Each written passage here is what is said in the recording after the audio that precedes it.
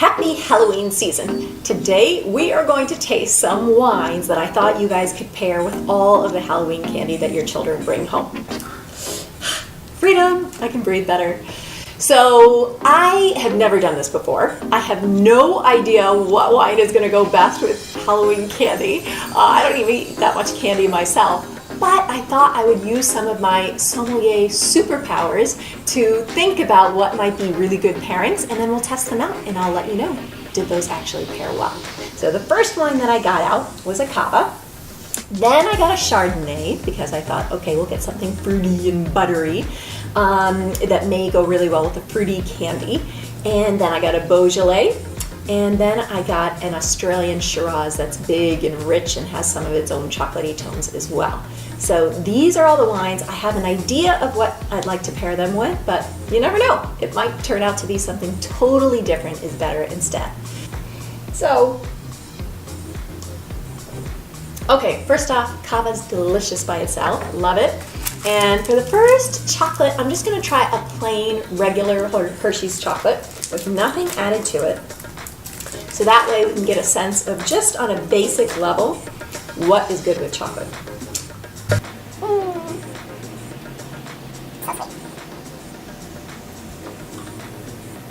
Weird. I'm totally in shock, but this is actually really good.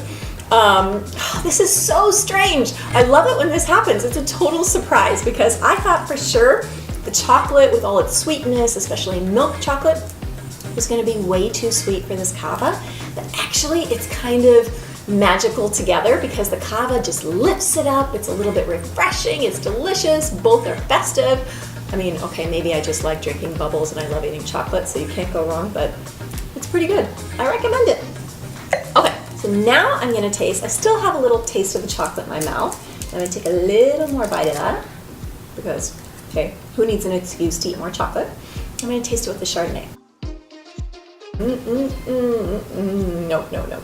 Okay. Some of you might really love this, and I'll tell you what it's like so you can decide for yourself whether or not you're going to like it. But this is a classic California Chardonnay.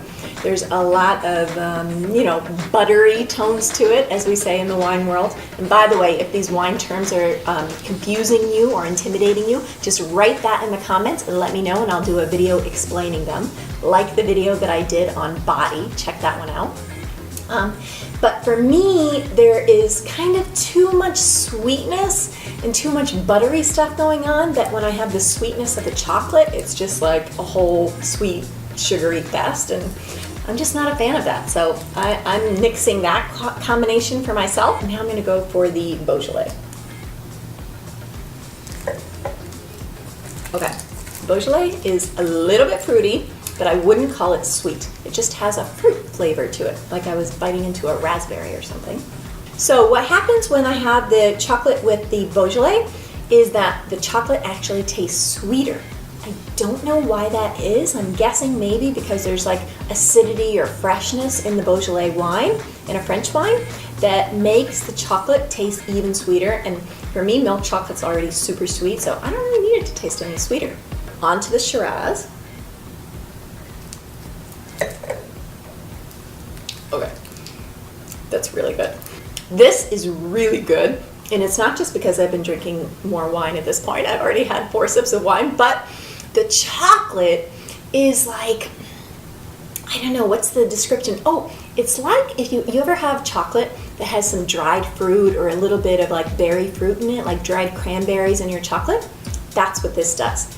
The fruitiness of the Shiraz goes really well with the chocolate, and they kind of pair together in terms of the intensity of the sweetness. And I think that is really delicious. That's a winner! Okay, so now, oh my God, I don't even know if we have time to do all this. I've got like 3 other kinds of chocolate candy. So here's what I'm gonna do.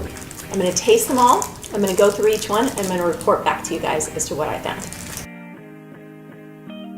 Good thing I did these different fillings separately because peanut butter, as we know, is salty. So when I get to the Reese's Peanut Butter Cup, totally different ball game than just that Hershey's chocolate. Actually, now that fruitiness and that little bit of sweetness, the unctuousness of the Chardonnay Goes pretty well with the Reese's Peanut Butter Cup because now I have the saltiness to give me a little bit of something different, a contrast to it. It's pretty good. Okay, so now, oh, this is probably one of my favorite candies, a Twix.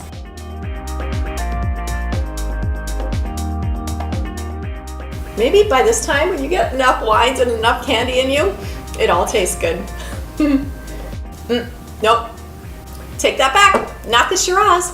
Don't do Shiraz with Twix. I don't know why. Actually, I do know why. The caramel is really sweet and it's buttery, right? Because you know how they make caramel is with butter and sugar. And that butteriness doesn't really go well with the Shiraz. To me, it's like, I don't know, it's like becomes syrupy and just too much. Don't do it. Oh my God. I've never done that before. But taking 3 sips of different wines like that and swallowing it is like actually really disgusting. Don't do that. It's like mixing up 3 different wines. Okay, pause. Okay, now drink more. Don't have Kit Kat with wine. That's my advice. So that's the chocolate candies. Now the other thing, and I'm not going to do a big thing about all the different flavors of jelly beans because we know we've got a lot in here, but I just bought some jelly beans to represent the concept of fruity candy. So I've started out with a very fine orange flavor here. Cava. Oh, that's nice. You know what? The thing that's missing from that orange candy, so I tasted the orange jelly bean and I was like, oh, disgusting. It's like so artificial and stuff. The thing it was missing was a little acidity. You know when you get lemonade that doesn't have enough lemon in it, it's just a lot of sugar and it's kind of like, oh, gross, disgusting. And then you can put a little bit more lemon juice, like fresh lemon juice in it, and it's so good.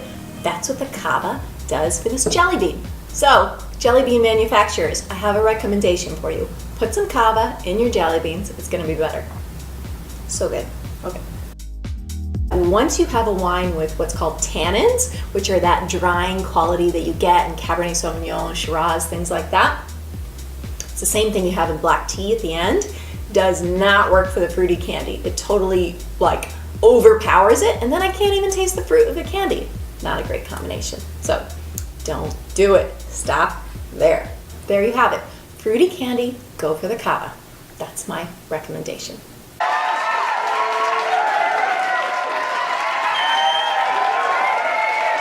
If you want more tips on how to enjoy your wine more, on how to learn more about what the possibilities are with wine, subscribe to my channel and you'll get a new video every Thursday. Subscribe right now. Press that red button.